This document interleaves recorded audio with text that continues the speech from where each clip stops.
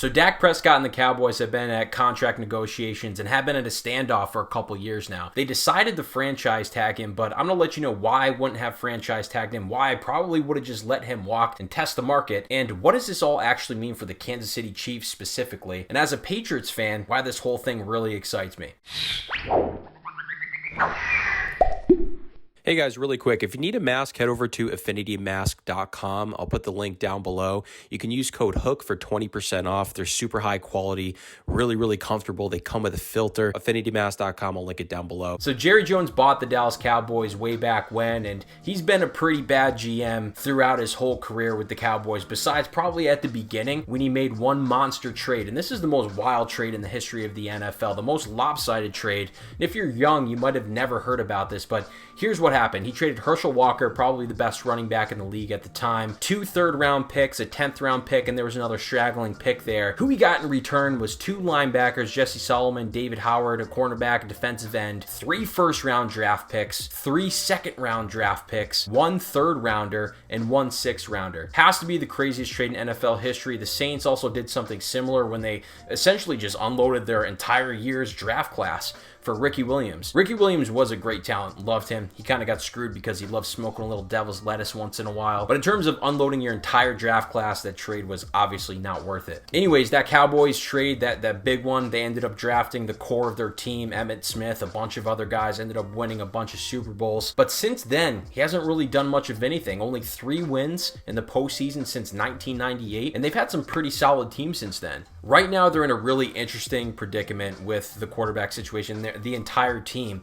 So Zeke, he's actually eating up around $35 million in dead cap money this year. They front-loaded that contract, which is, as a Patriots fan, I'm used to seeing Bill Belichick sign guys for 2 years and signing them for $2 million in the first year and $10 million in the second year and then cutting them before the second year. But the Cowboys, with a running back like Zeke, he's going to get his money.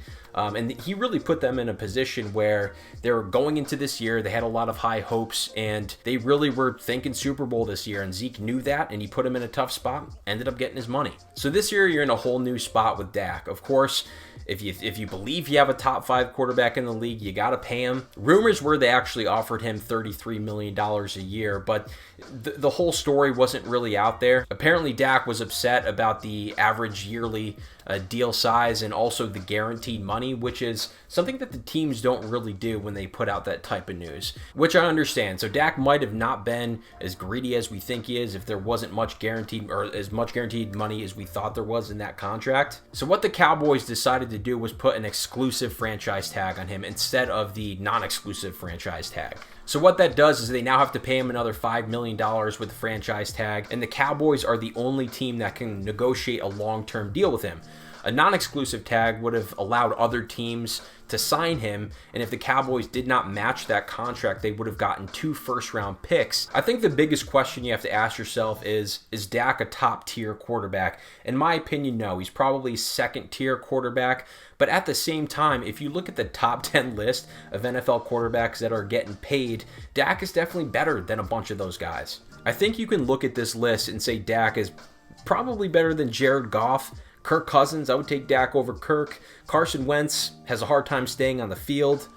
Ryan Tannehill and Jacoby Brissett, I'd rather have Dak over those two as well. But one of my biggest questions is how many Super Bowls have these quarterbacks won after they sign those massive contracts? Is there a kind of a cutoff point with quarterbacks? I know you need a great quarterback to win a Super Bowl, but let's kind of go down the list. Russell Wilson, for instance, he won that Super Bowl on the rookie deal. Ben Roethlisberger, same thing. Jared Goff made it to the Super Bowl on his rookie deal. Aaron Rodgers signed probably an undervalued contract at the time. He was only getting $10 million. Kirk Cousins, let's not go down that road. Matt Ryan did make it to the Super Bowl before this contract, and the rest are just whatever. I know that's kind of a ridiculous exercise to go through, is to say, did any of these dudes win Super Bowls, because some of them have been in positions to win, and a lot of times it's all you can really ask for. But Dak is not somebody that I see carrying a team to a Super Bowl.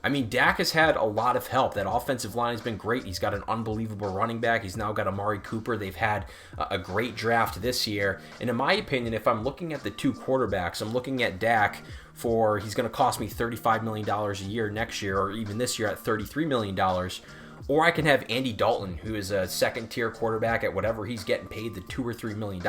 I think Andy Dalton could probably slip into this offense and be very productive. I think he's a really underrated quarterback, and I actually love the signing by the Cowboys. I would have at least done the non-exclusive tag, because if a team negotiates with him next year, you can get those two first-round picks. Or I just would have let him walk and test the market. I'm trying to think of teams that would pay him all that money. Maybe the Colts, they just got Phillip Rivers. That's a possible option.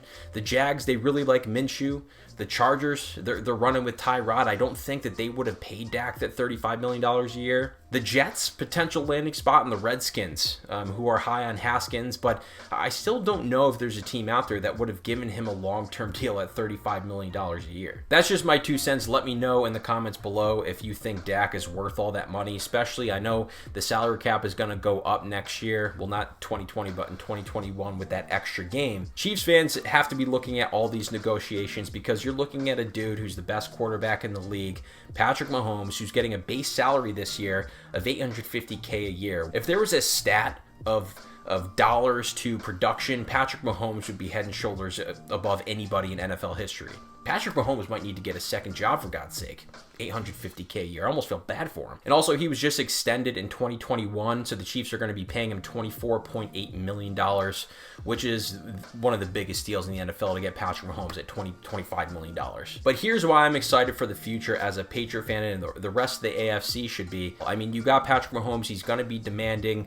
I mean, he could get $40 million a year. You look at some of the dudes on this list that I showed you earlier. Kirk Cousins is getting $33 million. 43-year-old Brady is getting $30 million. Jared Goff, Patrick Mahomes is a much better quarterback than Jared Goff. He's much better than anybody on this list that's getting paid. When he signs that big long-term deal, there's going to be less money to go around, and the team is going to be hurting in other areas, whether they lose a wide receiver with the caliber of Watkins, or that defense is going to suffer even more. So a team like the Patriots, who we just lost our guy back here, and we're going to be dealing with a young quarterback, I think it's going to be a great year for them to go and compete, go through some growing pains, and be smooth sailing after 2021 and be able to compete in some of those games with a Chiefs team who's going to have to pay their quarterback something like $40 million. So let me know what you think in the comments below. If you like this video, of course, be sure to like and subscribe. It helps us out big time. We appreciate all you guys, all fans of different teams out here. Even though you probably hate the Patriots, you probably hate this hat more than anything. Thanks for watching, and we'll see you again soon.